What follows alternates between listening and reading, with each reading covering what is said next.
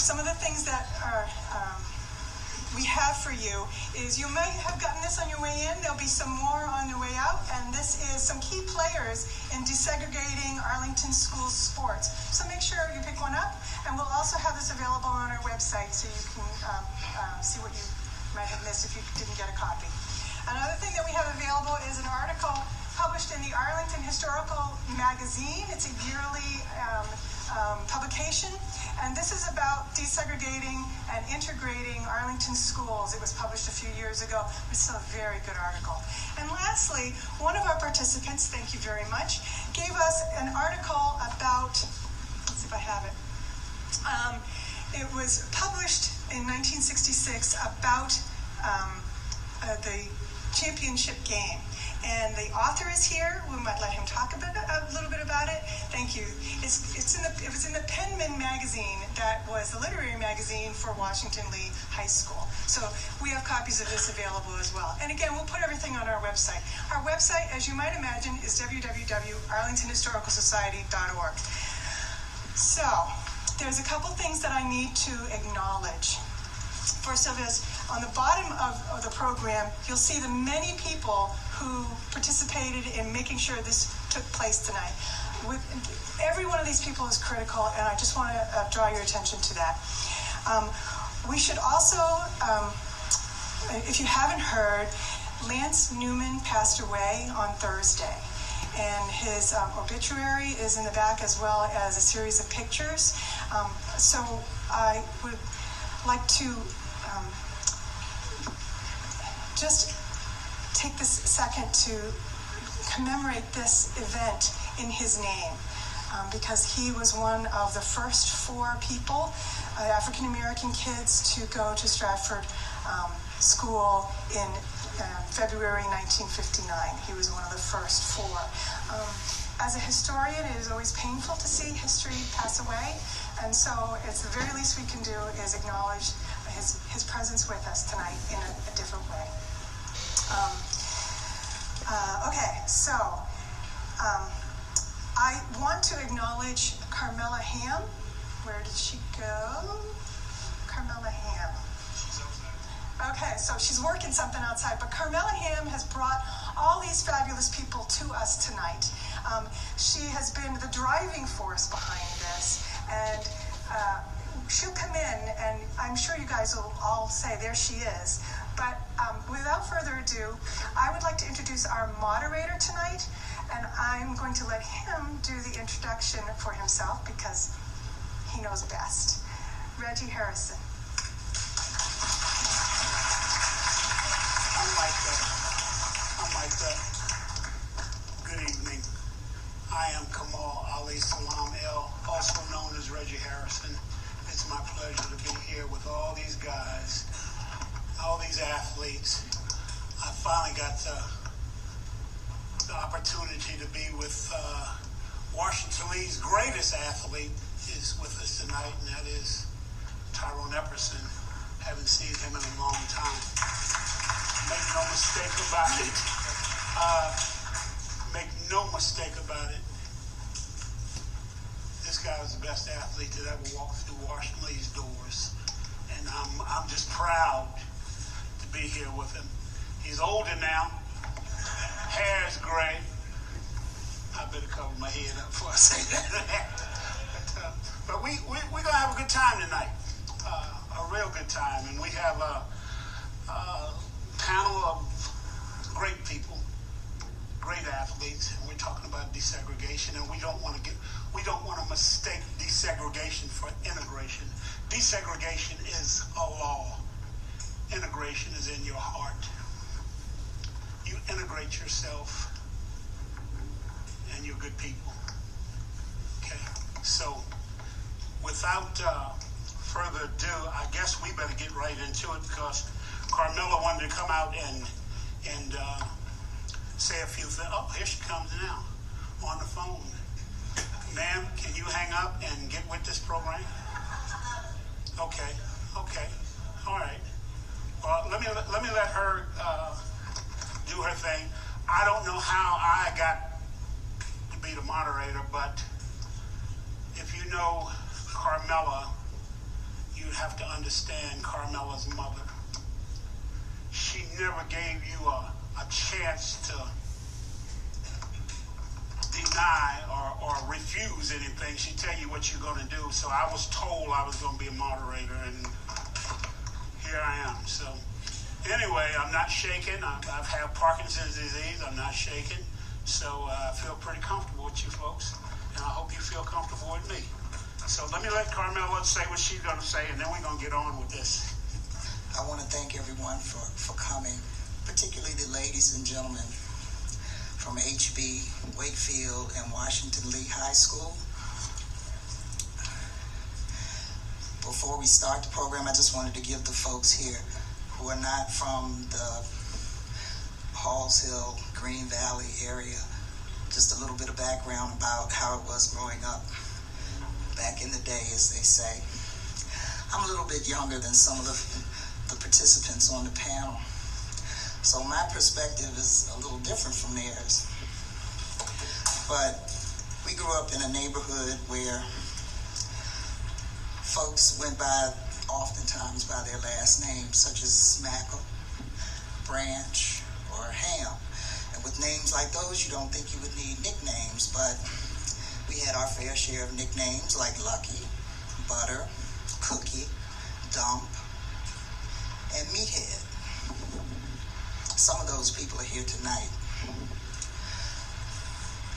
Halls Hill was a community where almost everyone was related. My family moved into Halls Hill in 1949, 1950. So our story is a little different from a lot of the others. But it was so interesting to me how, in growing up, and still in later years of my life, I discovered how many people are related on two sides of the family or through marriage or whatever. It was just a very close-knit family situation on Halls Hill. And I imagine Green Valley was a lot like that too, now known as NOG. The people that are here tonight came because of their love for the sport, their love of each other, their love of their community, and their love of their coaches.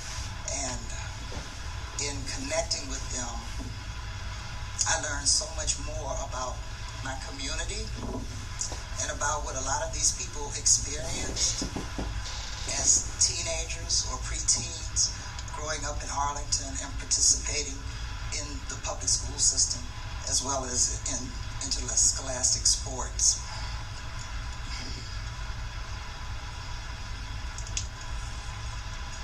The way that this program came about, I have to share this with you because I knew nothing about the 1966 basketball team that was the first integrated team in the entire state of Virginia to win the state championship.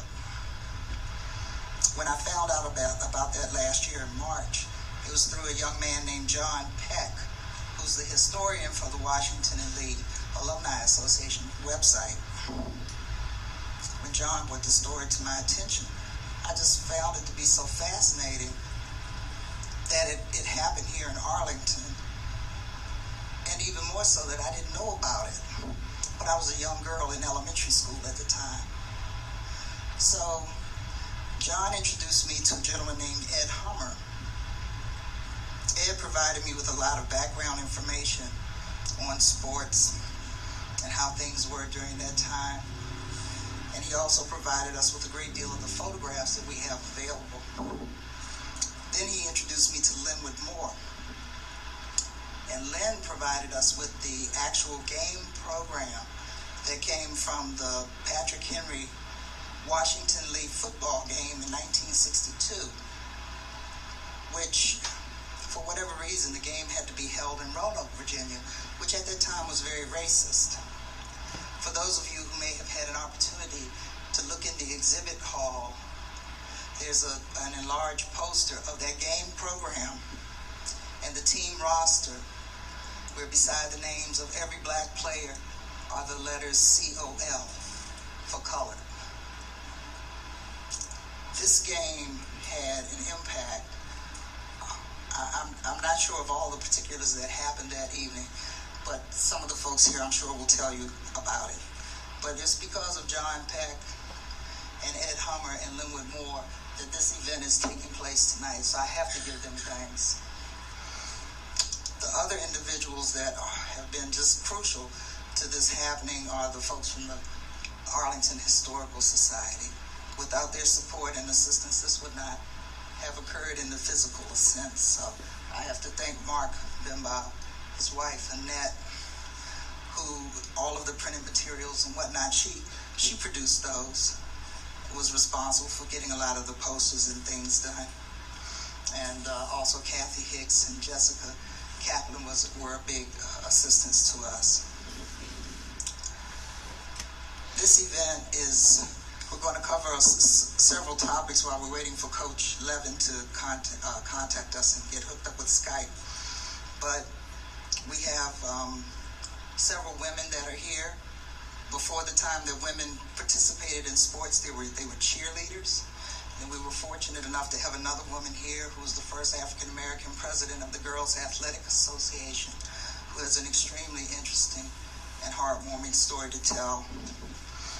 As I said earlier, we have people from the 1966 basketball team, the 1962 football team, and others that played different sports in different years, including baseball and track, which Washington Lee won the regional championship for track, football, and baseball, first integrated teams in all sports. With that said, I'm going to go ahead and turn the program over to Reggie Harrison. And I don't know if you would like to have each of the people that are up here on the panel introduce themselves so that the audience knows who they are. We ran out of space with the table, so I apologize you can't see their name tags, but we'll have everyone introduce themselves, and hopefully by then we'll have Coach Levin on the phone. If not, we'll go ahead and start with the Girls Athletic Association and the cheerleaders, and then hopefully move to Coach Levin. Thank you so much.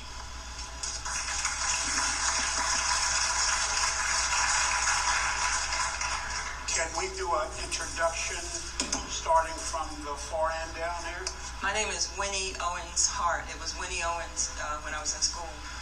And I played basketball, football,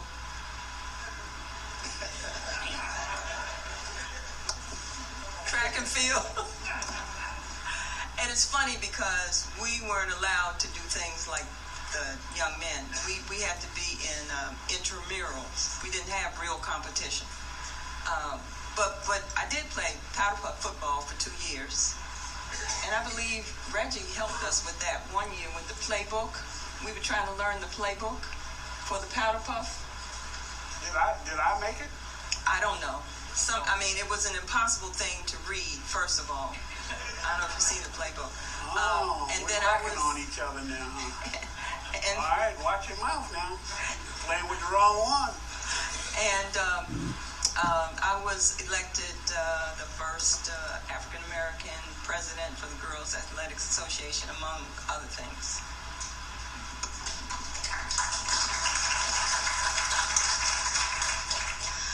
I'm Leslie Deskins Alakeem, and I was a cheerleader for Washington and Lee High School for the years 1967 to when I graduated in 1970. And of course, I was the only black cheerleader at that time. Debbie Newman, who was Lance's sister, was the only black cheerleader ahead of me. And then I encouraged Barbara Hamlet to be a cheerleader when I was leaving.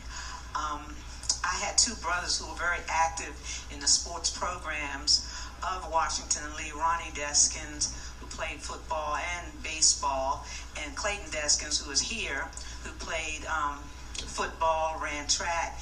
He would have played basketball, but my mother forbid him because he was just too busy and everything.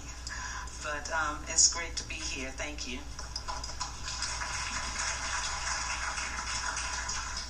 I'm Tron Brecky. I graduated in '63. I played on the football team, '62 football team with Lynn and many others here. I was also a co-captain of the baseball team when we won the Northern Virginia Championship, and I ran indoor track. Other than that, once in a while I study. My name's John Carroll. I played basketball with John Hummer at Stratford Junior High School. We were undefeated and untied, weren't we, John, as I recall? Played 65 and 66 for Mr. Levin, and I was co-captain of the 66 championship team with John, and I've been longtime friends with all these guys. And a lot of these, Lynn Moore and Eddie Hummer and Jerome Green and all of them have always been my idols. I looked up to them, and I still look up to them. I'm John Hummer, teammate of Tyrone and James and John, and we'll hear from our coach, I hope. And we were the 1966 championship team. My name is James Spriggs, and just like John said, I was the starting center for the team. Even though John is 4 or 5 inches taller than I, he wanted to be outside so he could shoot the ball. My name's Ed Hummer, class of 1963 at W&L, proud teammate of Lynn Moore and also George Owens, who's around here.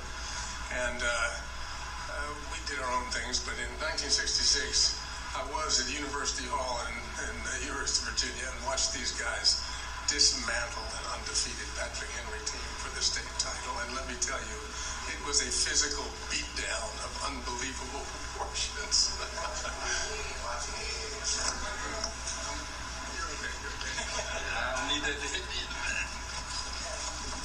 My name is Clayton Powell. I attended Hoffman Boston until my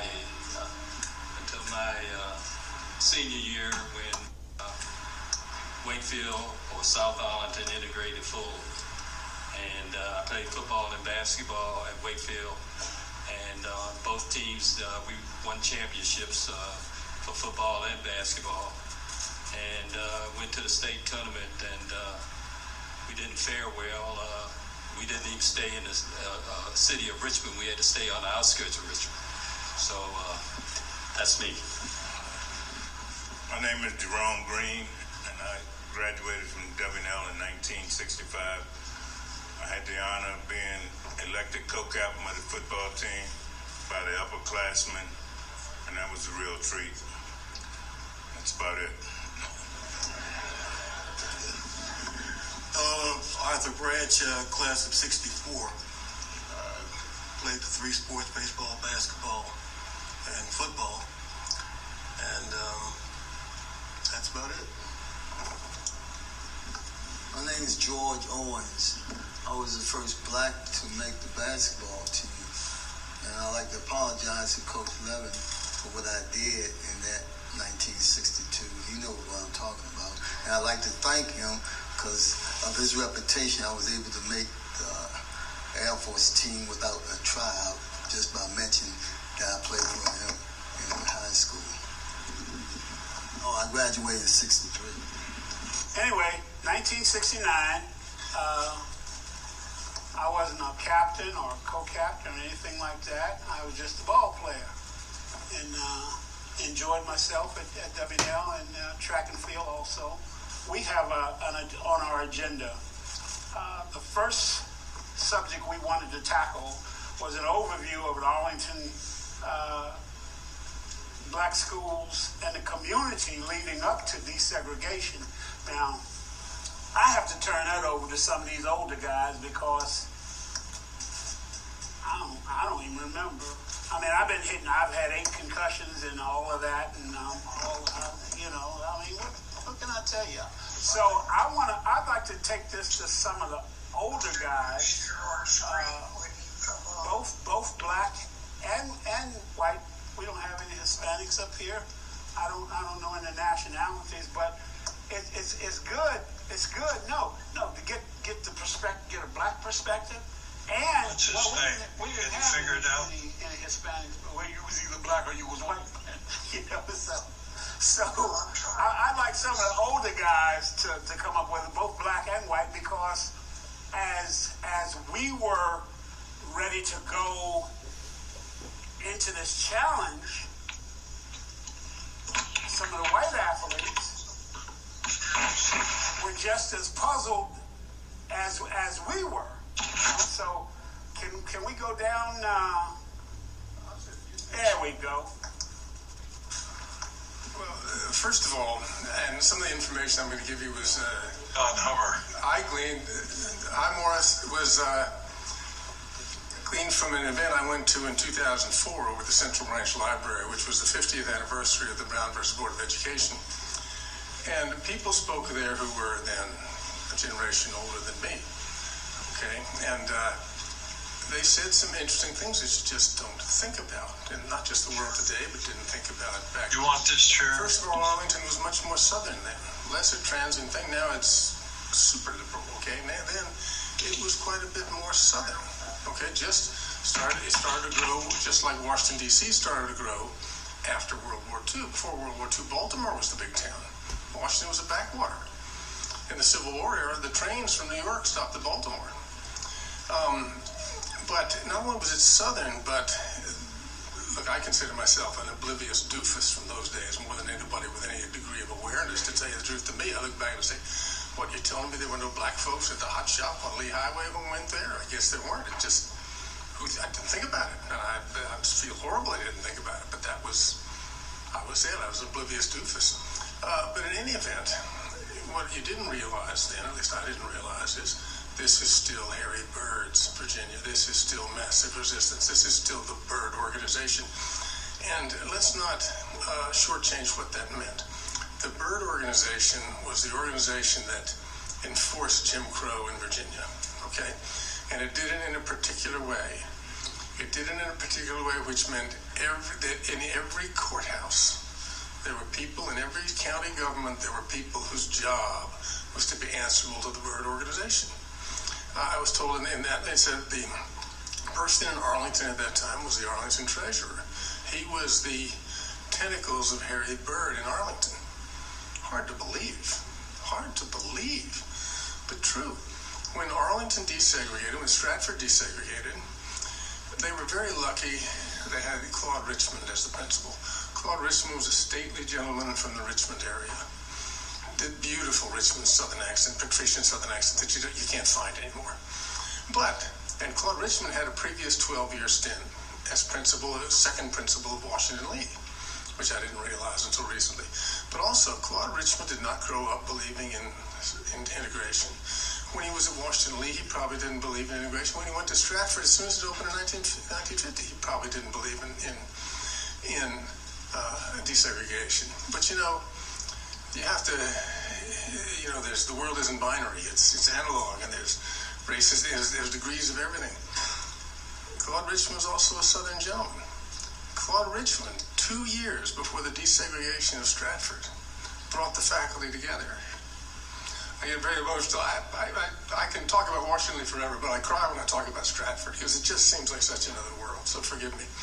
But he brought the faculty together, and they organized the students, and they organized the faculty. Some teachers at Stratford would not teach black kids. Other teachers at Stratford thought it was an honor to teach the black kids. I was in the 8th grade then when Ronnie and the others came in the 7th grade. Lynn and I and Tron were there on the day. But he had called an assembly of the 7th graders. I just learned this in 2004. He called an assembly of the 7th graders before it happened. Took them all to that big auditorium at Stratford. Said, here's what's happening, and I need your support. Virtually 100%.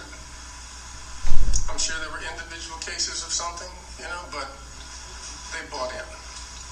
These things are adult problems. Leave it to the kids at the time, things would have been fine. And things went fine at Stratford. So I can't speak, you'd have to ask the experience of the black kids. I can't speak to it. But in general, it went fine. A lot had to do with Claude Richmond. A lot had to do with the buy-in from teachers. And a lot had to do with the 7th graders. How else could it work? He did one other thing. There was the least popular person in any school was the assistant principal. They're the enforcers, girls' skirt lengths, you name it, everything.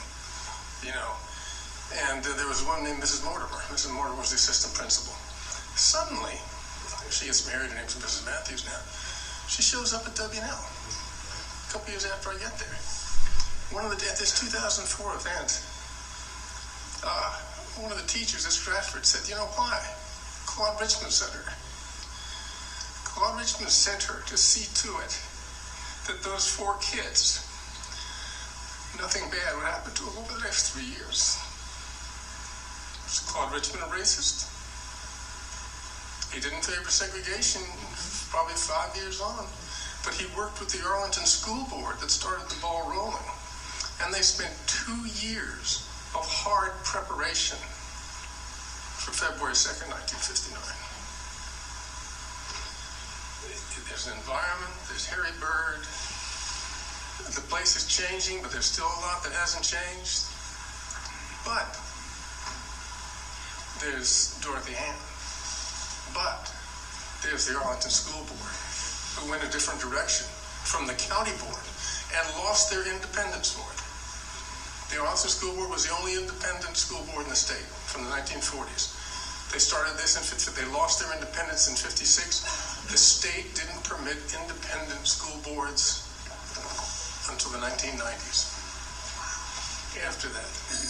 And I don't want to cut you off. We have Coach Levin on Skype. Rap to us about that championship team. First of all, let me explain some of the players I had on my team. I had Jim Spriggs. He played in 1966. He was on the state championship team. He's here. Tyrone Epperson. He's here. Played on a 1966 state championship team. Dennis Howard came a few years later. He was one of my captains. He's passed. John Tyler was on one of my teams. Sidney Williams was on that same team. Frankie Evans was on my last team, 74 probably. 72. Those were the players that played for me. They were all great players, or they wouldn't have been on a Washington League basketball team. They were winners. When I asked you earlier, am I on Levin time? And no one seemed to know what I was talking about. But if you ask the players, they would know what Levin time is. It meant 5 minutes before the practice opened up. And they would normally show up 10 minutes before because they didn't want to be late. That's discipline. They're winners. You look at some of the players around the state of Virginia. Morning, never played on a state championship team. The guy from out in what was the guy? No. The guy that just got into Hall of Fame. Out in Fairfax. Out in state Hall of Fame. But Grant Hill and a white player get along, and they both ended up losing before they even got to the state. They never made it because they weren't what is called a winner. They weren't Washington League winners. They didn't want to sacrifice and play for a winner. When people say to me, well, Coach, you won 3 state championships, I say, no.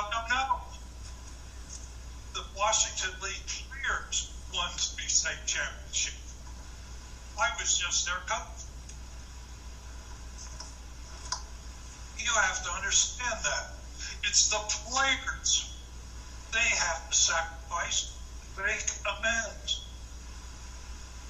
I had all great captains.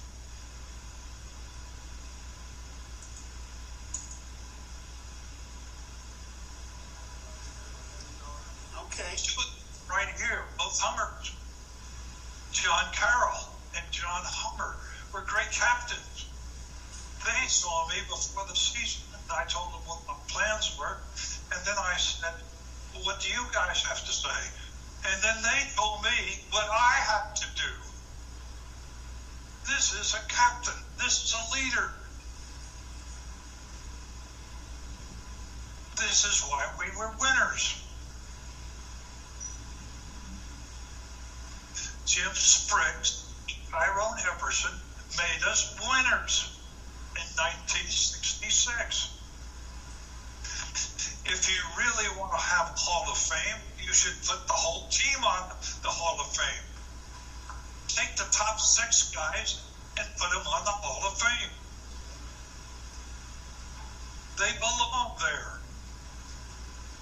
In 62 and 63. Hodgson and Vaughn were the captains in 62. Ed Hummer and Jim Hawley were the captains in 63. John Hummer and John Carroll were the captains in 66. These were leaders. You can't win without good leaders. Dennis Howard was a great captain. He later went into the military. Well, he went to a white college. He got in, and he didn't realize it, but the football team was watching him all the time, guarding him his whole freshman year, so nothing would happen. Later, he went into the military. He ended up retiring as a lieutenant colonel. Not bad. A pretty good leader. Dennis Howard just passed away just recently. He and I were very good friends. We would talk at least once every couple of months. I miss him.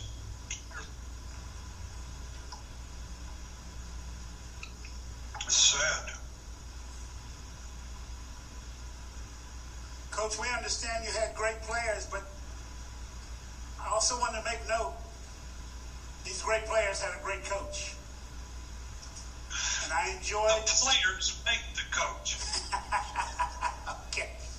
Okay. Players do it. Okay. If you win a close game, I always give credit to the players. If you lose a close game, it's the blame goes to the coach. Because he has a lot of things he could have done, but he didn't do them. He didn't prepare properly. It's the great players that make the coach. Well, Coach, I understand that. But the thing that makes me the proudest is we had coaches, yourself, we had Ellis Whistler, we had Jack Walker, we had Roger Cole, John Youngblood. Who was a great coach. Yes, and they coached athletes. They didn't care about coaching the white kid, the black kid. They coached all of us. That's correct. So that's why they were great. I really appreciate the job that you did. I didn't play basketball for you. You know, I was up on the balcony and throwing a shot put, breaking the lights and stuff, trying to disrupt your practice. But anyway, I really appreciate. Please tell me your name. Reggie Harrison. Oh my God. Oh. Reggie Harrison. Okay. Great. Good to see you. Finally, yeah. And then Coach. Let me tell you what. To toughen up your big man, you sent John Hummer up to Halls Hill to play ball with the brothers. And I'll tell you, the first time I saw this guy, I said, my gosh, I've never seen nothing that big before. The biggest thing we had was James Briggs, and John was 4 inches taller than James. So we toughened him up for you. Reggie Harrison. Oh, It's great to see you. All right, Coach. It's my pleasure. Fantastic. All right. Oh, yeah. You had a great career. I tried. Yes, you did more than that. I tried. And in Pittsburgh as well. I tried. Yes, sir. Yes, sir. All right, Coach. Well, can we move on with the program? We were glad that you chimed in on us, though. I tell you that. You guys go ahead and have a good time. Enjoy. Thanks so much. All right. All right. Okay. All right. Our next title subject, we wanted to have a brief discussion on the black students' involvement in the court case for desegregation in Arlington County. Now, I can't interject in that because I never knew there was a court case. And now when somebody explained to me why was there a court case, but they didn't want us to come in and play ball or something like that, our involvement, or we was going to hurt y'all. All I can tell you is that when all this started to happen, we and about 30 other students were plaintiffs to integrate Arlington County schools. And Ronnie, Lance, and Gloria, we were about the youngest. We were about 11 years old when this all happened. That takes it back a long ways. But anyhow, the people working on it were people like Ms. Dorothy Hamm. She was a major contributor to this. And the court case, the final court case ended up in Alexandria Court. And that's where they ruled that the schools have to desegregate. And there was, as Ed Hummer said, there was a big thing in Virginia regarding massive resistance where they wanted to close the schools rather than integrate. And so our county, because I would say because our county's proximity to D.C. and because our county was filled with a lot of people from other parts of the world, federal employees who weren't familiar as other parts of the state down southern, down in the part of the state like Farmville, Virginia. So that's one reason they didn't close. So really, the court case was just led by the NAACP and local Arlington people who didn't want the schools to close. And even white parents who didn't want their kids to have to go to private schools. And that's why that happened. As far as the integration of the Arlington County Public Schools, it was a lot of people who were joining together to keep schools open for both white and black kids. Curtis was pulled out of Langston, sent to the white elementary schools, and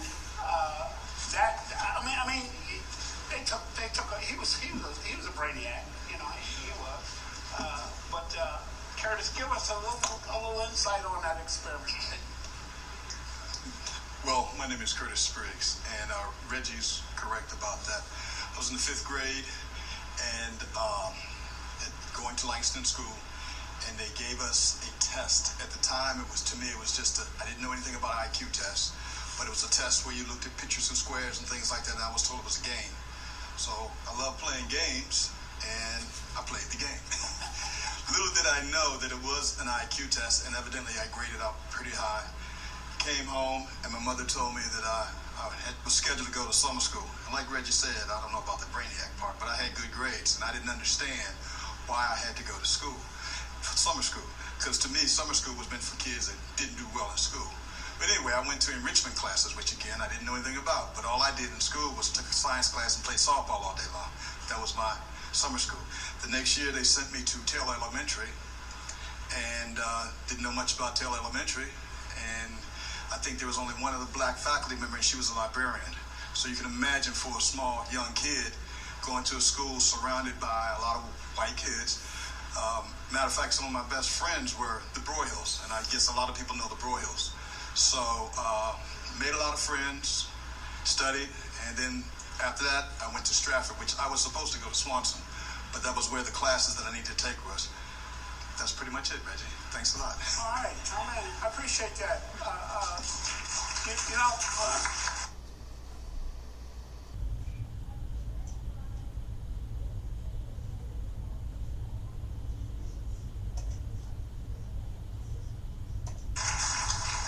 One other thing I wanted to point out. Now, of course, Michael, Gloria, Lance, and Ronnie were the first to integrate that. But in 1947, we had a young lady by the name of Constance Carter. And I tried to find her and her family and the whole 9 yards, and I couldn't. I don't know if she's passed or what. But she was the first to try to integrate in Arlington County. Then we had Leslie Hamm, Tyrone Nelson, and Joyce Bailey, okay, to try to integrate. Now, yeah, Claude Richmond was the principal at that time. I got sent with by the time I got to Stratford, he was the principal there, and he brought me into his office one time because I was a hell raiser. I did my best to raise hell, you know.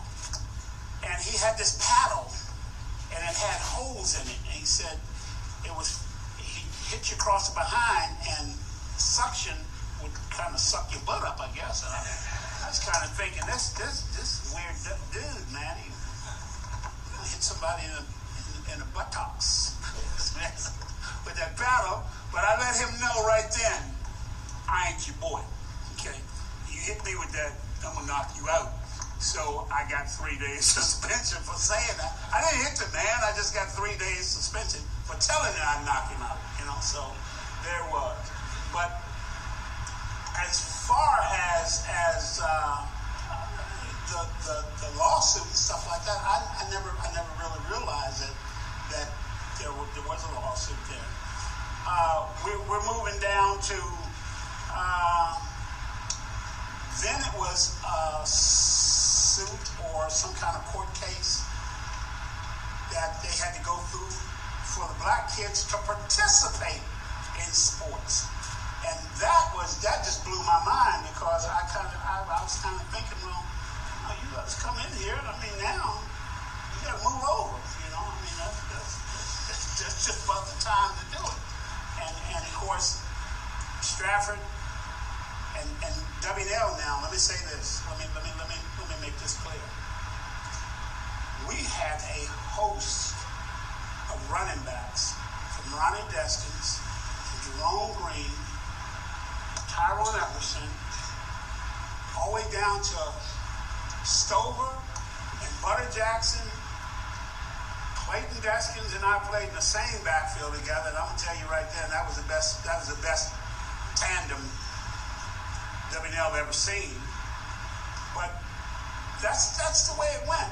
So we, as a young player, I had these guys to thank for that example. I got a chance to play with Tyrone. He was a senior when I was a sophomore, and then he got hurt. So that was when I got my chance, man. I got to thank you for getting hurt, man. No, I'm just joking, man. So, but I got so many questions down here, or points down here that Carmela wanted to make. I wanted to make some of my own, man. I don't like following stuff. I'm not that type of person, man. What they want to know is the overall effect that desegregation had on an individual student and the black community as a whole. Yes. I'd like to say that I didn't say that I graduated from Washington in '67, but I also went to Stratford, I think whatever that was, 2-3 years prior to that. And nobody has mentioned the wall. In order for us to go to school, when they redrew the lines so that we could not catch the bus, we had to walk. I don't know what the actual footage was, but we had to walk around the wall just to get to the other side near the Methodist church, and then walk the rest of the way to Washington Lee. But also there was the Nazi, what was the name of the George Lincoln Rockwell. We had to go past that place to get to school. So it was not a pleasant trip at all. But I'm going to back it up to when I started at Stratford Junior High School and to tell you what it was like for me. My mother and father told us told me when we were going to Stratford, she said, if they call you the N-word, it's because they are ignorant. So, of course, I got called the N-word, and I just thought to myself, oh, he's stupid, But there was one little boy, and his name was Philip Odom, and I never forgot him because he was as mean as a tick. Every day he would take his locker and slam it into my locker. His locker was next to mine. Every day he would slam his locker into my locker. He was also in my homeroom class and my English class. And there was also a Mr. Johnson who was a teacher. And I'm telling you these two stories because, what was I, 12 years old? I'm not sure, what junior high school age it was, but I was a kid. And I grew up in black communities, first Falls Church and then Halls Hill. And they were the kind of communities that embraced their children, that any parent could, reprimand someone else's child, and it was not a problem. Truly it was the village that was raising us. So I'm in homeroom with this Philip Odom and Mr. Johnson, the teacher. And one day, and this is when we used to have to stand up and salute the American flag.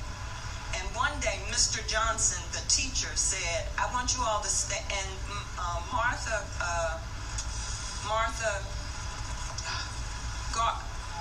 Gardner and I were the only two blacks in the class. Integration, when I was going to school, was 1 black and 29 whites. That was integration.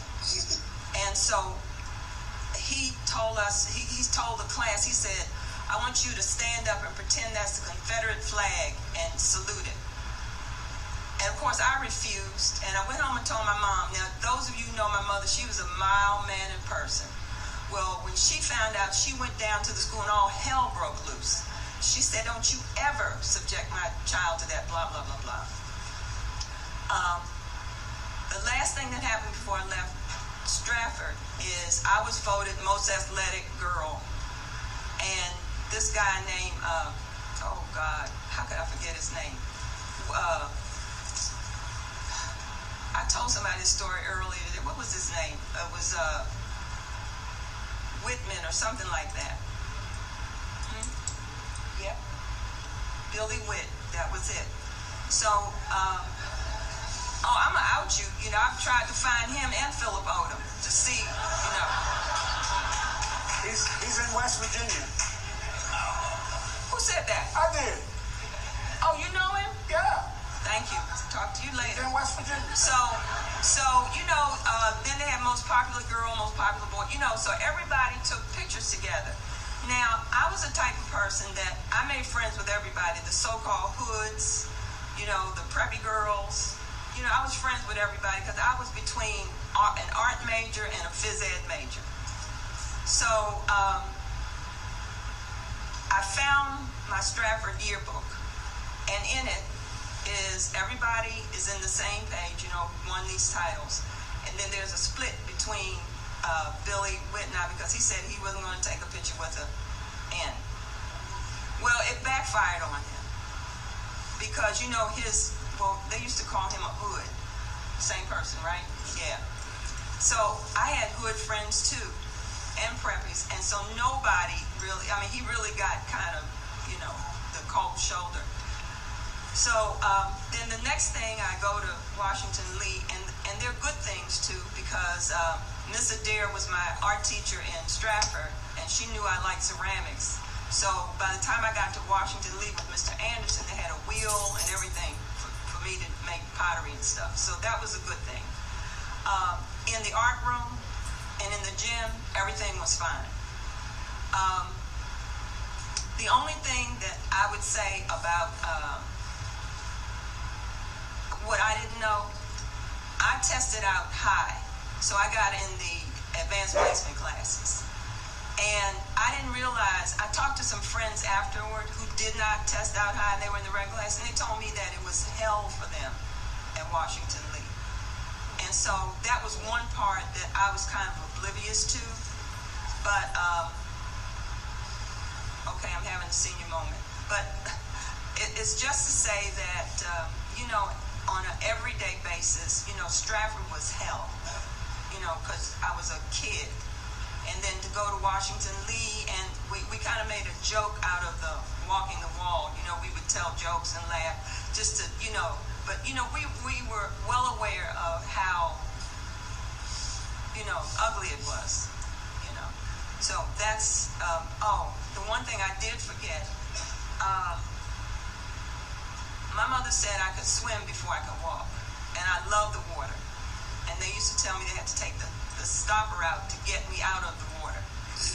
And somebody said to me they didn't know that I was a swimmer. Well, I've been swimming ever since. So they had a swim club at Washington Lee, and I decided I wanted to join. And there was some pushback.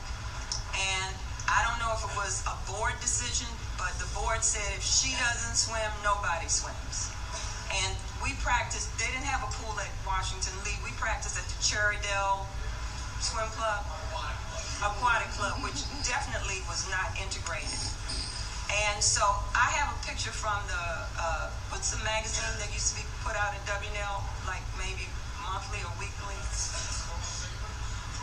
Was that the paper?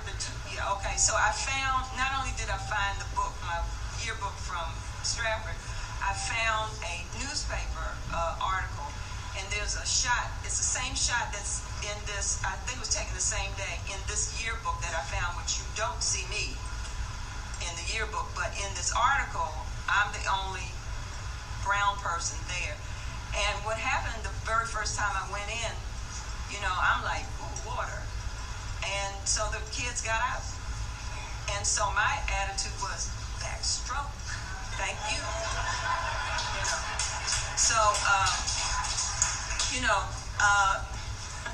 so that's my experience.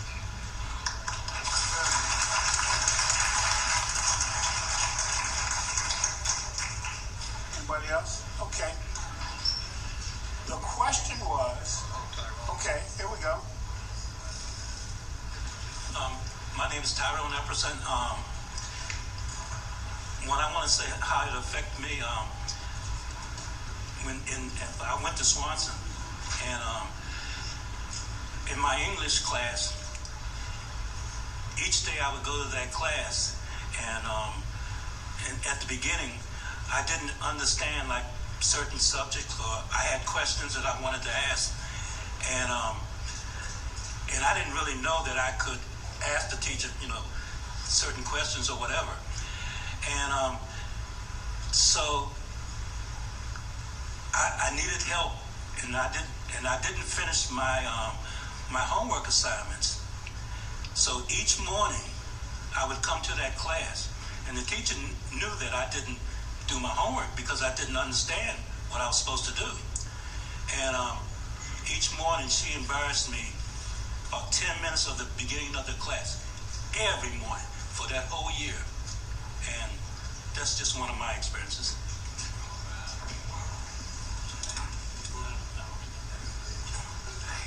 I just one other thing to say. If you knew Tyrone back in the day, some of you guys know who Victor Oladipo is, don't you? In the NBA. Tyrone looks like Victor Oladipo. He jumped like Victor Oladipo. He was Victor Oladipo back in the day. Yes.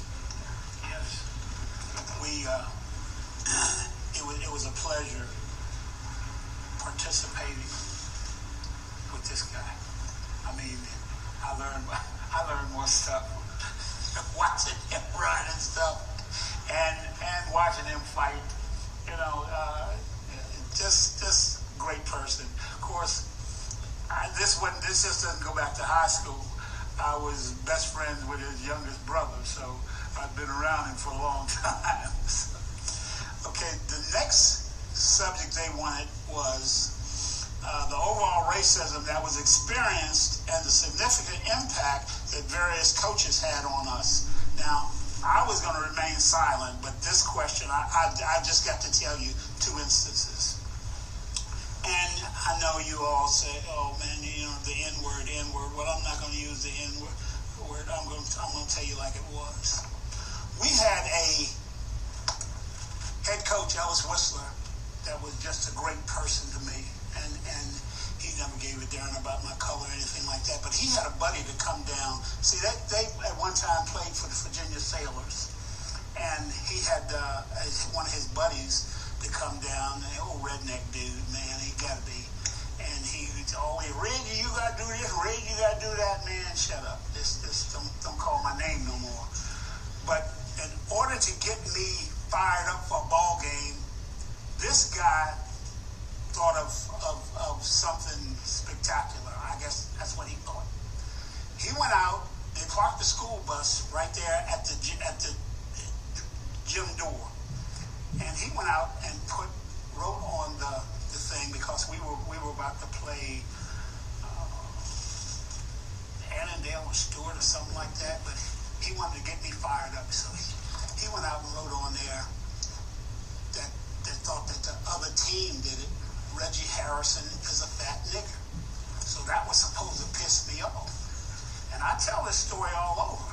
And the guy said, well, did it piss you off? And I said, damn right it pissed me off. Who the hell he calling fat? You know, I'm ready to get down with him, you know. Don't call me fat. I ain't fat. You know, I can take a lot of things. You can call me whatever you want to call me, you know. Don't call me fat. Don't call me late for dinner. So that was one. Now we had a guidance counselor at WNL. Everybody says I'm not mentioning any names and stuff. Boy, I look good on there. But I'm gonna mention her name. Her name was Sarah Cloud.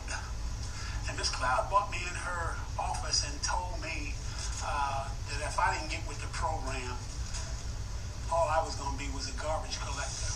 And I wish I could be around her now. I'd like to go and take her garbage out and just let her know, you know, old garbage collector got as far as the NFL and other things. So, and before you try to come down on me, you got to understand that I'm powered by a higher being. Okay, you hear what I'm saying?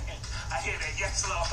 I'm powered by a higher being, and it was my God that took me as far as I went. Now, if she wants me to take her garbage, I'd be glad to. That's just the way I roll, you know? So, okay, expound on this, because we had coaches, we just had one. Levin, I never played basketball for him, but you could get his input into your life walking down the hallways and stuff, and he'd always do that. Now all of a sudden, well, I know he's old. He can't remember my name, you know? So, Mo taught you things to live by. He gave you principles. You heard him talk about discipline. But Mo taught you things that you could live for after your career is over. You know, Mo told me one time, he said, Frankie, sports is to keep your butt off the streets. But your education is for your life. And it didn't hit me until afterwards. A lot of things that Mo would teach me, because here's a kid. I came to Arlington County in the 7th grade from Prince George's County. It was a lot different. Arlington County was a lot more racial sensitive than PG County. PG County was not a place to be as a black kid out like that. Didn't have the freedom like it did in Arlington County. I recognize that. But what Mo taught me, man, and what Mo went through to make these guys like this. Mo's a Jewish guy. Come on now. We're not just talking black or white. He went through something to integrate these teams. Each and every one of us have a piece of it in our hearts. So I was so grateful, because the things Mo taught me, I took it for granted while I was with him. I was a 3-year starter. Trying to catch these guys, the bar that they put there. And Mo taught me something, and I had to lose to learn the principles of what the man was teaching me for the rest of my life. How to treat people, how to teach people how to treat you. And Mo taught me, he's one of 4 people that put an impression in my whole life, that I would be able to help others. He would tell me, pull your head out your butt. It's real. Deal with it. And how you deal with it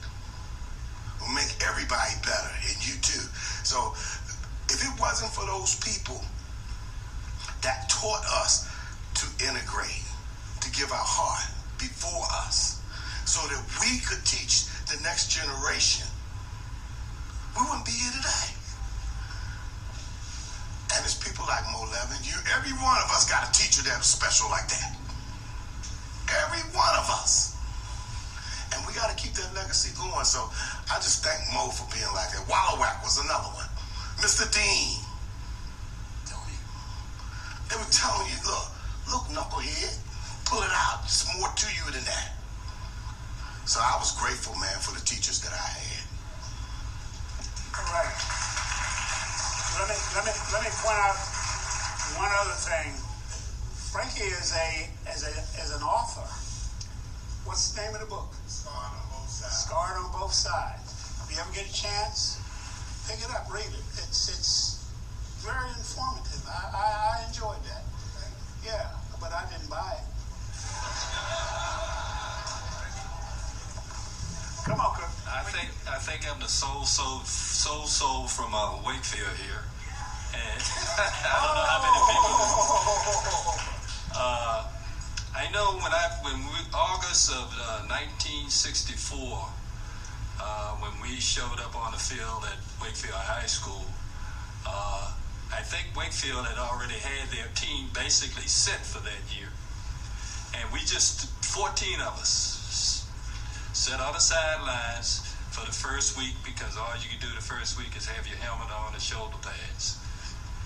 And as the week got to going, and then the next Monday we had on full pads and started to hit. And that's when a person, one of the black guys, I think they already had one black student on the football team from previous years, and that was Larry Randall. And he came there from TJ. Came there from TJ, and he never went to Hoffman Boston. He just went from elementary there, and he had been there. So, like I said, that next week we started to hit. And so a person moved in there, and we also, our football coach from Hoffman Boston was one of his assistant coaches. The head coach was Edmondson, and he didn't, he was different. And Haygood said this person could play here, and this person could play here, and this person could play here. And finally, in my scrapbook, on the line, you had 3 blacks. You had, actually it was 4. Larry Randall was he was there. And then you had Harry Wilburn. You had this guy, Joe Smackham. You heard somebody say Smackham earlier. His last name was Smackham. And I played in. And I also played safety.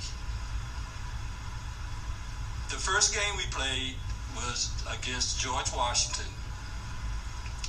And we lost 6-0. And then we ran off 9 straight, and we beat Washington Lee that year. And a lot of these guys up here on the stage, I wasn't there. No, you weren't. A lot of these older fellas on the stage, we knew each other from elementary school, because we played baseball. And that's the only thing we could play, Little League baseball. And we had 3 teams. One from Halls Hill, one from Green Valley, and one from Johnson Hill. No, just one, Jackson All-Star. No, that was after. Yep. But yeah, we only had the Jackson All-Stars, the Black Sox, Halls Hill, and athletics from Johnson Hill. But anyway, and the Boy Scouts. And so we knew one another prior to. But when we first got to Wakefield that year, and the season started, or before the season started, practice was there, we felt left out. But then again, we were welcomed. and the coaches knew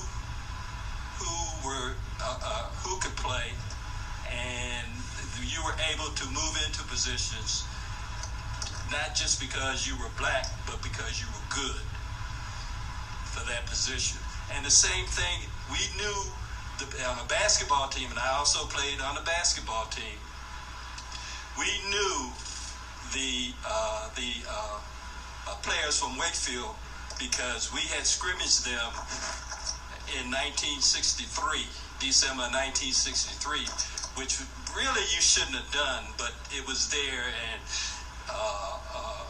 so we scrimmaged. So when we went over there, and after football season, we went into basketball, we had 7 blacks and 7 whites on the team. And my biggest, the only problem that we had through, I think, 20 games was when we played Lee. And somebody hollered, as the game was going along, somebody hollered out from the other side of the court, the N-word. And all of a sudden the game just stopped. What, they call you nice? No, not nice. I'm just, they just the N-word. I'm going with that. I don't like to use the, but anyway, the gym was clear, and when we came back out, it was police in the in the gym. And that's the only time I felt really scared, because we never, police wasn't one of the things that you were used to, didn't want to know. And the next thing was when we went to the state tournament that year, and we didn't even stay in the city of Richmond. We stayed on the outskirts, about 15 miles outside of Richmond. We couldn't even practice in Richmond. We had to practice at, I don't know if anybody heard of the College of Virginia Union. And we had to practice there. So 64, 65. This was a 65. Well, 1 year before the state title team. Yep. Because we beat WNL that year. In fact, I showed your brother a picture where I took him to the hoop. But anyway, it was in my it's in my yearbook. It was one of those yearbooks. And I waited 52 years to show it to him. Big John, he's talking fairy tales now. Let me bring up one other point. I wanted Ronnie here. Clayton's here, and I thought Clayton would be up on stage, but he decided to sit down there. But anyway, Ronnie Deskins made a statement that the thing that used to piss him off was a little statue, lawn jockey, and I wanted to explain to him. See, they stopped making those lawn jockeys when they found out that lawn jockey's name was Jocko Graves, and Jocko Graves did as much good during the Revolutionary War as Harriet Tubman and all of them that freed slaves. Jocko Graves was the man. And when they found out that he was about some substance, they stopped making those things. Now, I tried to find one, because I didn't put it in my yard. You see, that's me. I didn't put it in my yard. I want Jocko Graves in my yard. They have some old Rudy Poot makeups that you can get for $100 and over, but the real deal, $3,500 and up. Huh? No, man, I ain't gonna do that, man. He messing with you, man. He messing with you. So, but another thing, because in more science, I speak a lot. I used to speak a lot. Now that I have Parkinson's disease, I try not to, because sometimes I can't get the words out, and then sometimes I start shaking and all of that. And matter of fact, I was at that doctor's office in Springfield, and I started shaking real bad. And this little white kid, she looked and she thought I was cold. So she took her little jacket off and she put it over my chest. Now, she was a tiny girl, and that jacket must have only covered that much. But this is a concern. I'm not talking about black or white. I'm talking about a kid that was concerned about me. She was concerned about this child of Allah, okay? And I appreciate that. And when I got up to go, when the doctors called me back, she grabbed my hand and she said, it's going to be okay. When I got back when I got back to the doctor in the door, I had tears coming down my eyes. And it kind of blew Dr. Bourgeois' mind, because I have what they call PBA also. See, all these concussions and stuff like that, it gets you all messed up. But he was concerned, that sometimes I can bust out laughing, and sometimes I can bust out crying. Sometimes I'll try to walk like I did tonight, and I wish I hadn't, but since it's raining and I got my scooter, if I put my scooter on the back of my truck and it gets wet, man, I'm coming through stores and the horn is blowing and stuff, people looking at me like I'm crazy. But those are just some of the things that I've been through. But I would like to hear, because I watched this guy play ball. The most aggressive son of a gun, see, I didn't curse, son of a gun that I've ever seen carry a football. I'd like to hear something from him, It doesn't do you any good to come up on this panel and be quiet, So, this is Jerome Green. Those that don't know, we call him Meathead. Now, I don't know why, but, yeah. Yeah. It's working? Yeah, it's working. Going to Huffman, Boston was probably one of the best things that ever happened to me, because I learned there that if you didn't work, they would keep you in the same grade. And I didn't find that out until after the 7th grade, and I was still in the 7th grade, and everybody else had gone to the 8th grade. And I figured out then, I said, well, okay, this is not going to work. You got to get out of here. But going to Huffman, Boston, again, like I said, was a real learning experience. And when I got to W&L, I kind of had mixed emotions, because I wanted to maintain my friends that I had at Huffman, Boston, and I didn't know that I would make good friends at Washington and Lee.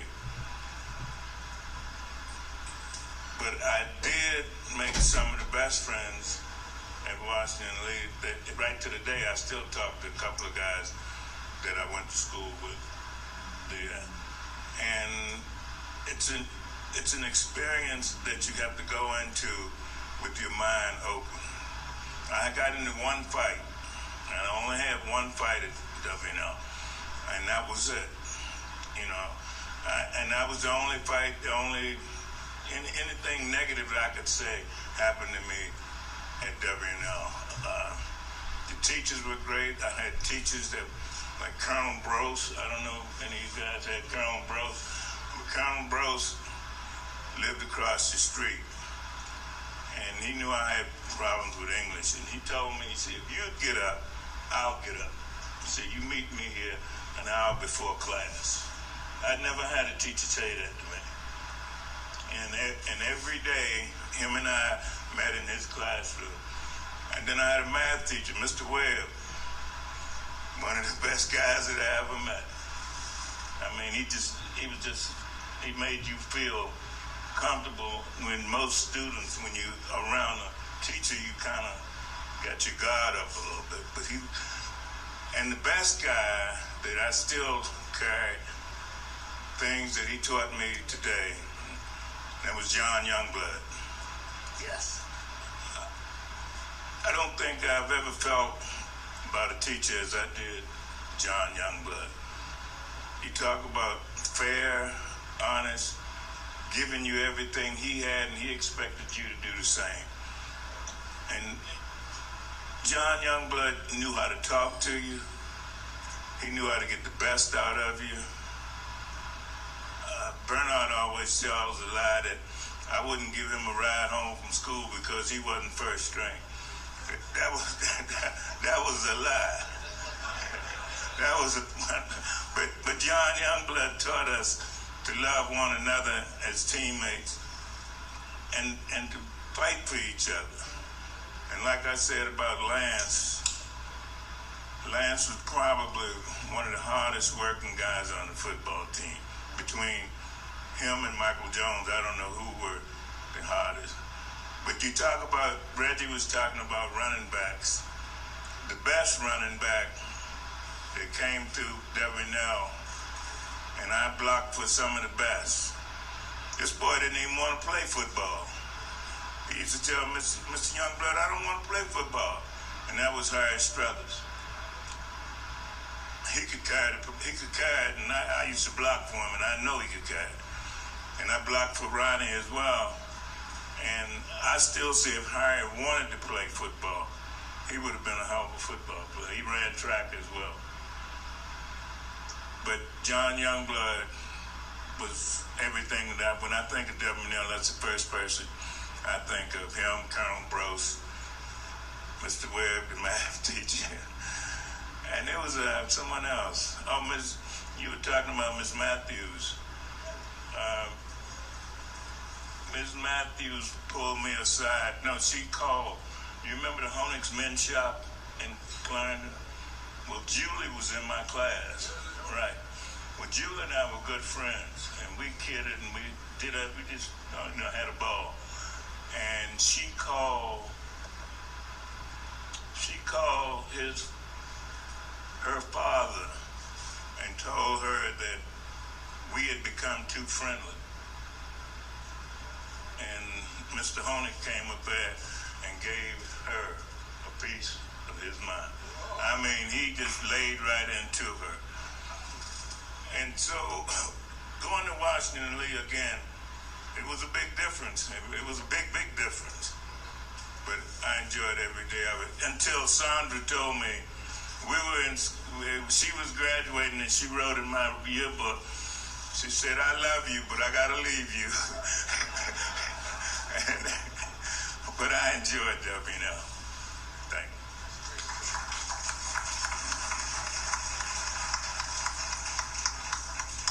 Let me tell you my best Miss Matthews story.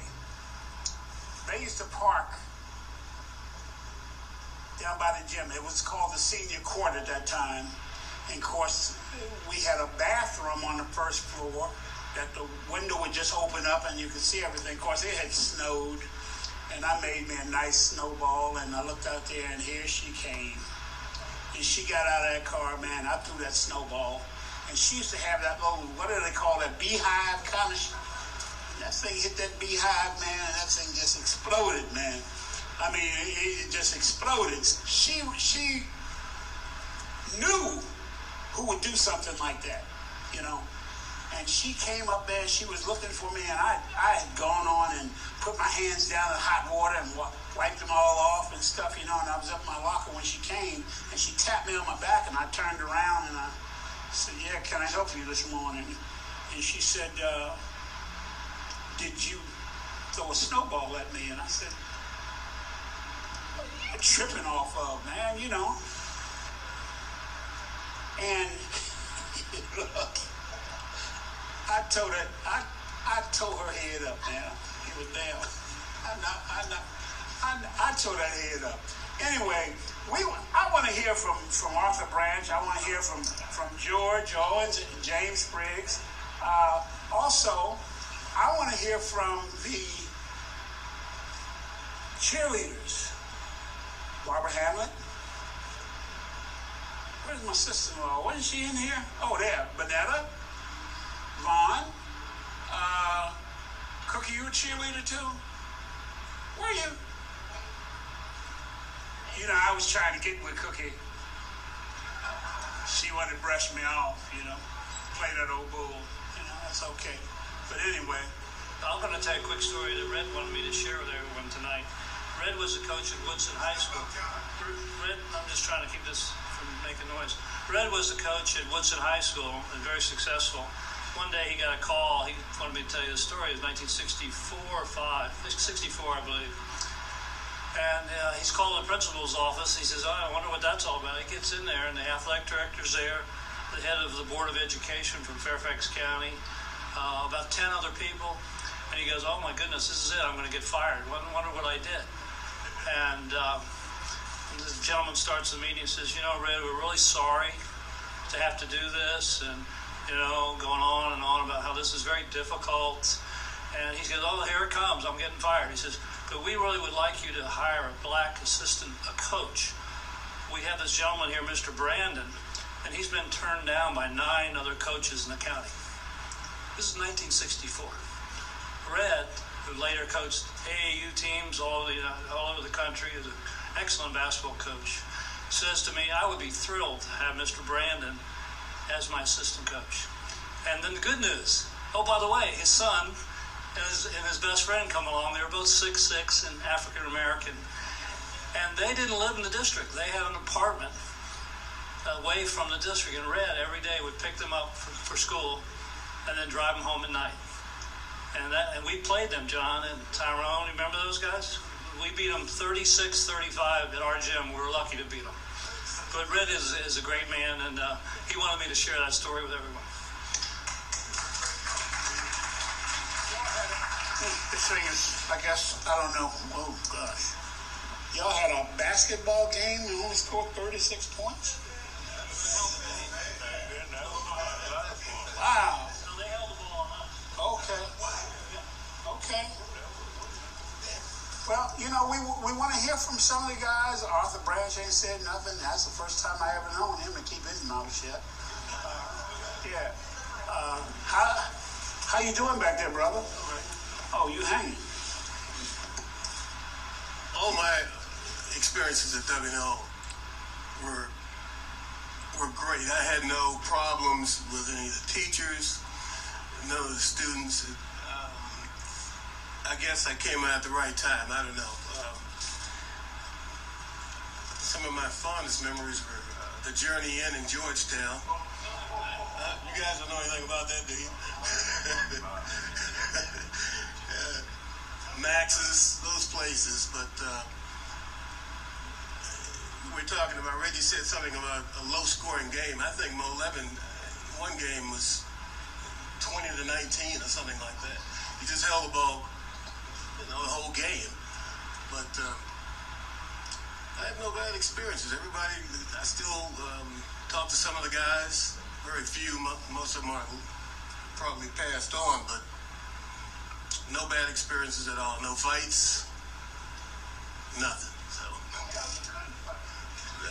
well, and I don't have a losing record. I can't say that for you. That's right. That's right. I took my lumps, man. One reason Mo Levin had low scoring game, because he believed in defense. He used to tell us every time you stop them from scoring, it's a score for you. And I remember we played scrimmage against Georgetown University, not Georgetown, Maryland University freshman team. We beat them. It was always low scores. It was in the under 20s and stuff. And if you look in the yearbook, you see the low scores. He believed in defense. Now, when I got to WNL, Hamm, Leslie Hamm, Paul Morrison, and myself, we tried out for the basketball team. Mo believed in the future. He told Paul, you're a 12th grade, you can't help me next year. Hamm couldn't play as well. Now, I could jump, that's all I could do. I could stand underneath the basket at the time, being 6 feet, because Mo gave an inch on everybody on the team. And I forgot about that. Years later, I was arguing with the guy. I told the guy I was 6'1". He said, no. And we measured, and as soon as I measured, I said, oh, that's right, Mo added an inch to my height. So I could stand underneath the basket and jump straight up and dunk with 2 hands without grabbing on the rim. And one time in the locker room, being black, you were ashy in the wintertime. And I put lotion on my leg. And my teammates say, what's that? I say, jump high lotion. And they say, give me some of that, you know. But Mo called the three of us in the office. He said, now, what would you do if they call you an M-word? And we all, he said, no, you're not going to do anything. What are you going to do if they spit on you? He said, no, you're not going to do anything. And, we weren't used to the black. We're not going to defend ourselves. So when I made the team, we played George Washington High School in Alexander, wasn't it? And the only black person in that school at the time was the janitor and me. And there were signs around, jungle bunnies and all that. They threw gorilla bears on the floor. And I said, ooh, what have I got myself into? And all of a sudden my teammates surrounded me. I said, these dudes love me. And I never had bad experience. And like Ed said, Paul Martin would probably have been the best guard that they ever had. But he was that good. But because he was in the 12th grade, Coach said, you can't help me. But I had a good experience. Now, Paul later joined the Go-Go Club, and they were the male cheerleaders. When you went to a game, you would see a group of guys. Paul was the only black guy, and they all were white, and they were raising hell. And everybody would stop and look at them, Coach Morris Levin had a system. He said, let the other team come on the floor, and then you come on the floor making noise, and everybody would stop and look at you. And that's what they did. And everyone on the team was able to dunk except for one guy. Ed would put the ball up on that square and let it fall down. And when he do a jump shot, he would look like he was shooting down on the ball. But we beat the freshman college team and stuff. But I had a good time. I was glad I went to Washington League because they told me at the time that I would not amount to anything. Different teachers. Because I didn't know I was going to graduate from Washington League to the day of graduation. But I made I said, I'm going to prove these people wrong. I went into the Air Force immediately after I left high school. And I took my first college course from William & Mary Extension course. It took me 10 years to get a degree, but I became a teacher. Then I got tired of dealing with incompetent people, so I went back to the post office. But if it wasn't for those people at Washington tell me I wouldn't amount to anything, I probably wouldn't have amounted to anything. But I was determined to prove them wrong. My whole time at Washington League, it was a learning experience, and I enjoyed it. All right. Man, I could look at all that stuff. I could take all that stuff, all the name calling and all that, but you spit on me. That's your ass. I owe another $1. I want to say just a minute about George. George is on a 1962 team picture, and I'm so happy for that. As he says, he took himself out to keep his grades going, but as much as I love Jim and Tyrone, the first black player on the state championship team should have been George.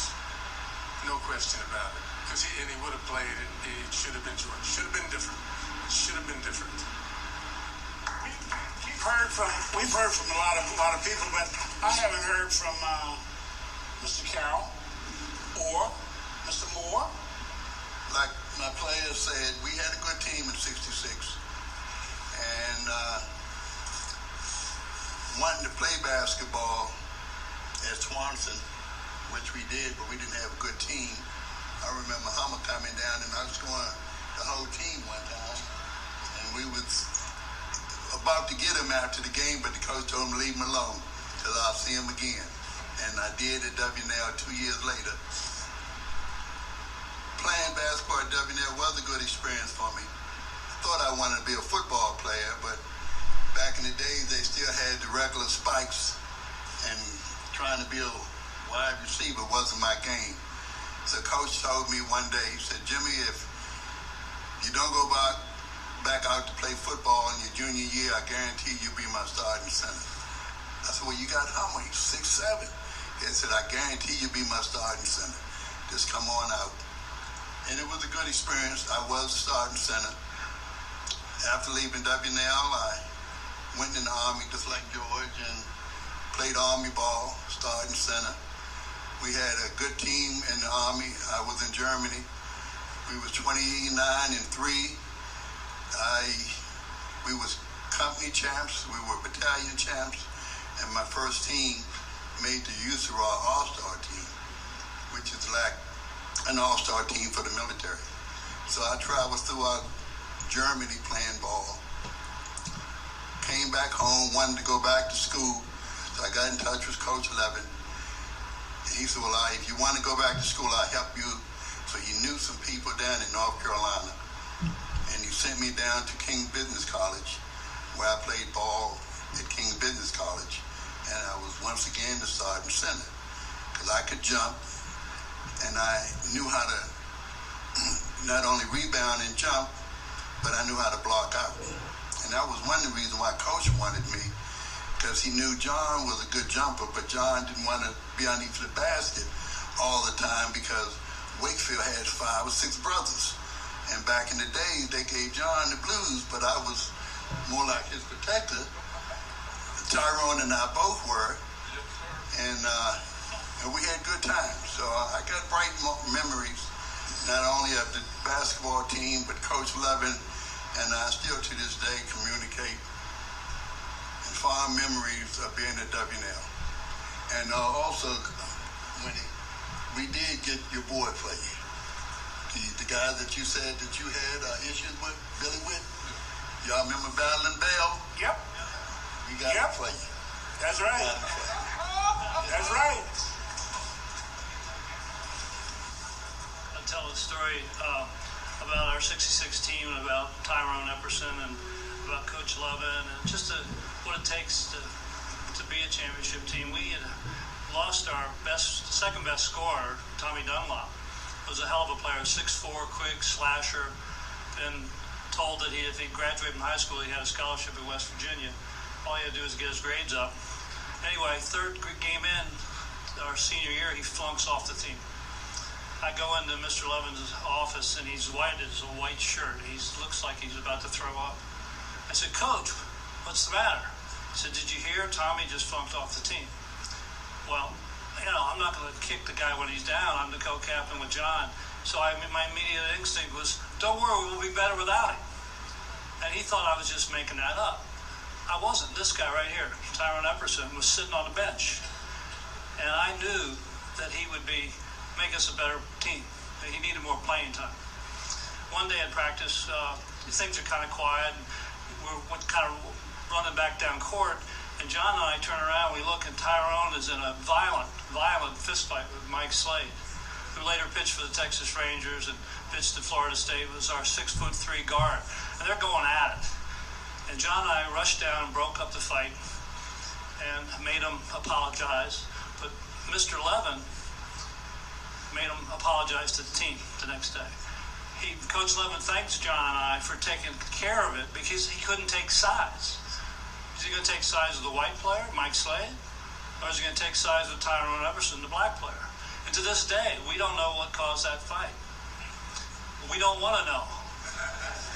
But let me tell you the rest of the story. One that's coming now, Tyrone and Mike are really playing a lot, but we still had another senior who was getting starting time. And Mr. Levin didn't know who to start Tyrone or start Mike. Well, Tyrone goes to Mr. Levin and says, Coach, start Mike over me. It means more to him than it does to me. Now, that's a 16-year-old kid. Now, that's teamwork. That's giving of yourself for your teammate. Well, it was about 2 games later they were both starting. And because of those 2 guys, we won the state championship. Because losing Tommy Dunlop was a killer. He was that great a player. Thank you.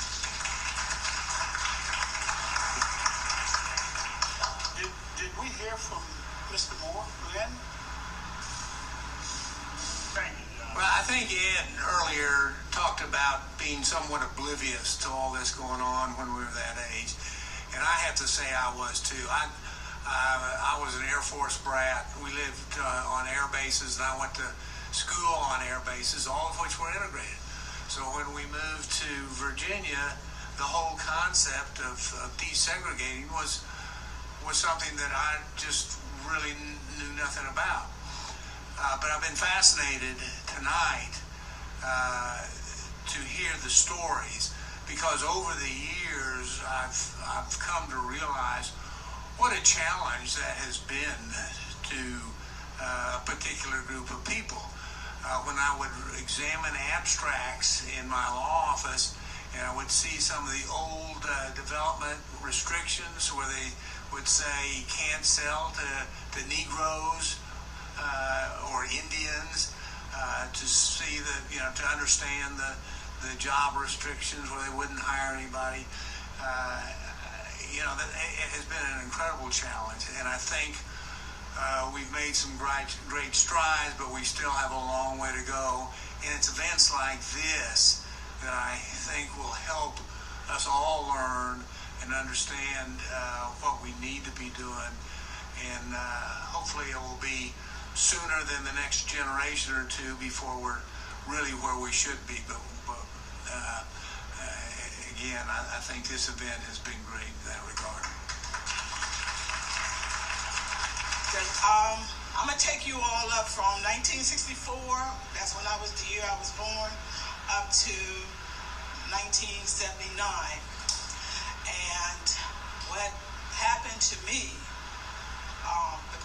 racially incidents that happened to me in my elementary, I attended Taylor Elementary School, as well as Swanson Junior High. And then I went from Swanson Junior High into 9th grade with Yorktown High School. Now, when I was in elementary, one incident happened to me, because this was the first time I was called a nigger. A little white girl was on the bars, and I was in the sand playing. All of a sudden, she called me the N-word. You're not supposed to be here. Yes, I know, but I'm progressing. Okay. Called me the N-word and said, I'm not supposed to be there. You're supposed to be somewhere else. And then she spat on me. I don't know, because I never knew the N-word at that age, because I was in 3rd grade. I didn't know what nigger meant. The one thing that got me ticked off was the fact that she spat on me. So what I did, in reaction, I pulled her down off the bars, and we pursued in a fight. Nothing happened to her, but my parents was called down because they wanted to expel me from Taylor. Because of my father and my mother, and in their union, my father at the time was a sergeant major in the United States Army, and they defended me, and I eventually stayed in school. I loved the sport soccer. My father and mother had to intervene for me to, I don't know if you got some older people here. Remember the Arlington Cubs soccer team back when? No one. Well, it was a soccer team by Arlington. My parents had to intervene to get me on the team. And I faced a lot of harassment, but because I love the sport so much, and because of what my parents gave me, as far as being strong, and made me be mindful, don't care what other people think about you. You do what you want to do. If this is what you wanted to play, go ahead and play. Now, as far as Swanson Junior High, at the time, the cheerleading squad, for 2 years I was at Swanson, they only allowed one black girl on the squad. And I'm going to call her out. The physical ed teacher, Miss Hauser, told me, yes, you're good in cheerleading, but you're too dark. And it was a lighter skinned black girl was able to get on the squad. And that was my minister's daughter, Angela Rennick.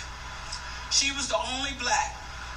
Okay, so for 2 years, I wasn't able to do, what I really wanted to do. When it came to going to Yorktown Senior High, our class was the first for ninth graders to be in high school at that year. I think it was 79. 79, and went out for the squad, made the squad, freshman squad, and as well as the rest of the other 3 years, I made JV and I made varsity, and I was the only black on my squad until I got to the senior year. That's when I was able to be captain. So what I'm saying to you is didn't just happen in 1964, 66, 68. I graduated in 82. And certain people were allowed, to be on specialty teams.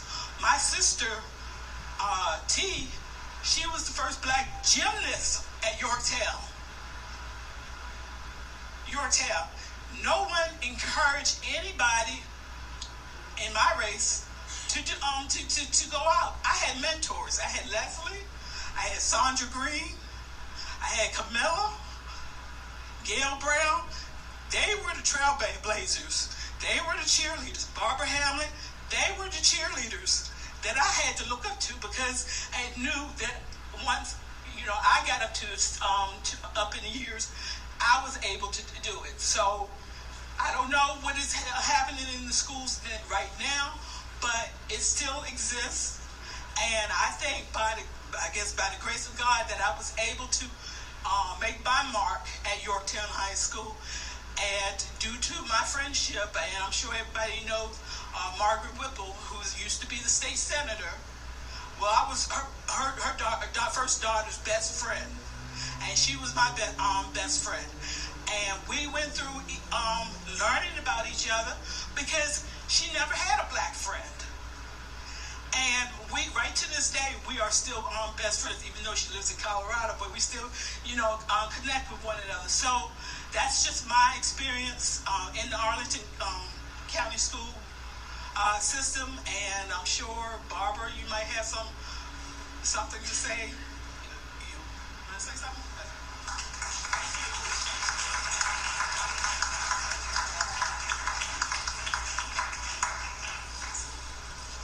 Okay. Good evening, everyone. My name is Barbara Janelle Hamlet, and I went to Washington and Lee Senior High School from 1970 to 73. I was the only black cheerleader for the whole time, and I was co-captain of varsity my senior year, and I didn't realize that I was making a mark. I love politics and history deeply. We moved to North Arlington, and when I was going to Swanson Junior High School, and I lived on the other side of the wall, so I had a different kind of experience growing up in North Arlington. I grew up on Halls Hill, but I lived on the other side of the wall. Okay. I went to George Mason University and got a bachelor's in political science. When I was 9, I wanted to be a civil rights leader. I did a paper on Nat Turner's Rebellion and AP U.S. History at Washington and Lee High School. And my teacher, Laura Kreitz, gave me a B- and told me that she was going to prove that I had plagiarized my paper. And I was devastated, but it didn't stop me. I went on to George Mason, like I said, and got my degree in political science, minored in American history. I worked for the United States Congress for 30 years. But that woman could have stopped me. She could have helped me up and not pursue my passions. I went from wanting to be a civil rights leader to being a lawyer. I ended up working for the United States Congress for 30 years. I had a pretty good experience at WNL. Being the only black cheerleader was kind of like hard, because I had people like Sandra Green and God rest her soul, Lillian Brown, and Willie Jackson, and Audrey Jones, and Leslie Deskins. Those were the people that inspired me. And thank you for letting me share.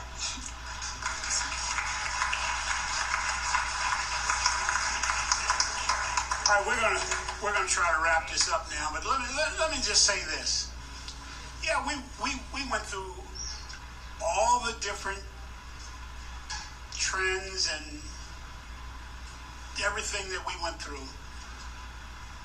But I can truly say, after being all around the country, I wouldn't have wanted to be raised anyplace else than Arlington, Virginia. Let's make sure you understand that.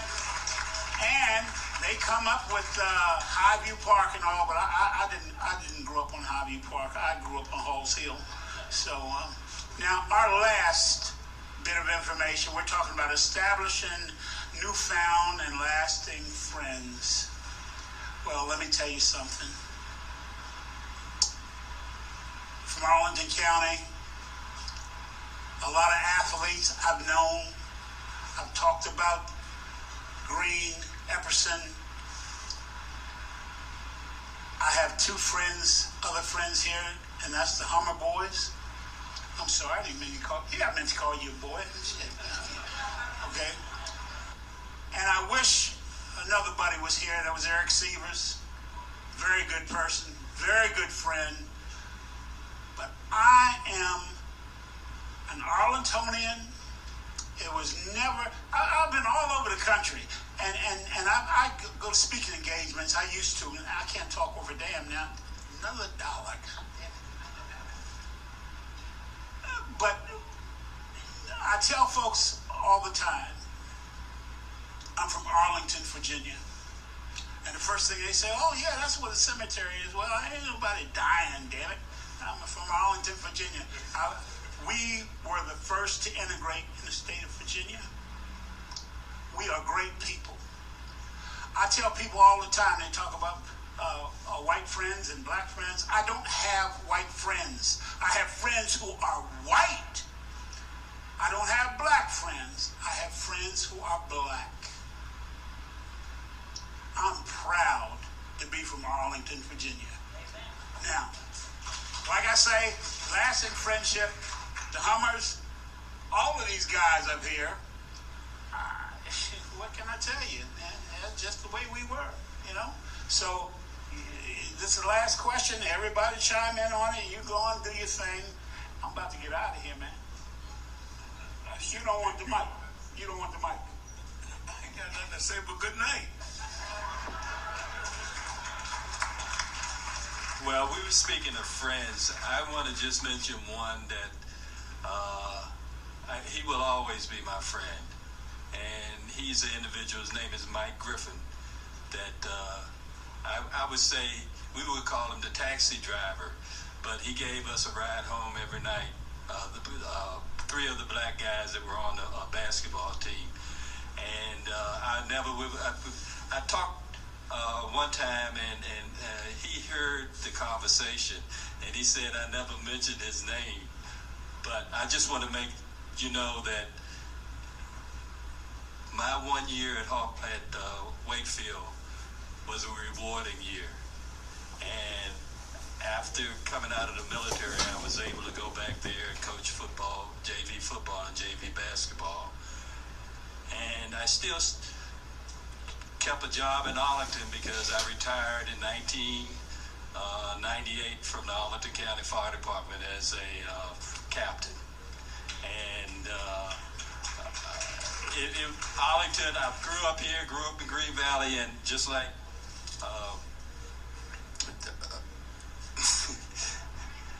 Reggie, yes, a senior moment, a real senior moment, was saying, you know, I would always have the guys that I played basketball and football with. They would always be my friends, and there's not a lot of them left anymore.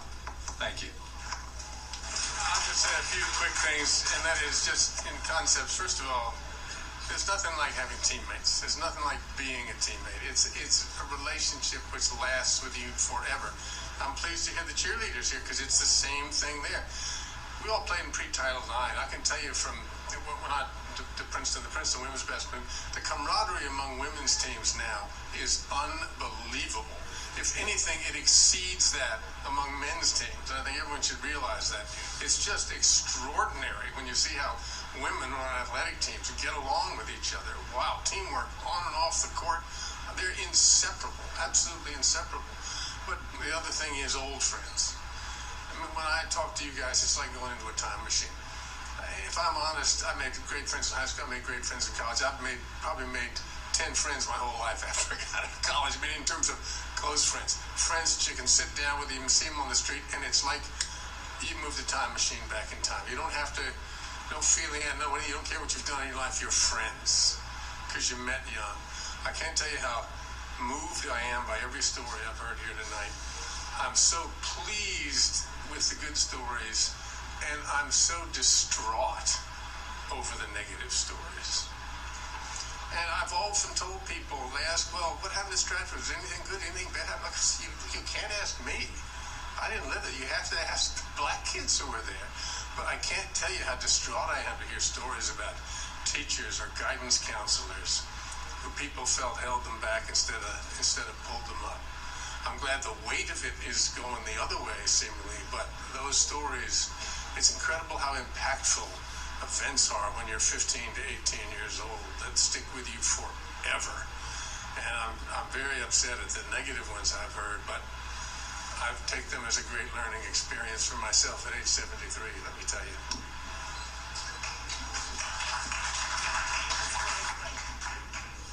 My name is Helen Chung Vasiliadis. I graduated from Wakefield High School in 1979. I came to the United States at the age of 3 in 1970, and I wasn't black and I wasn't white.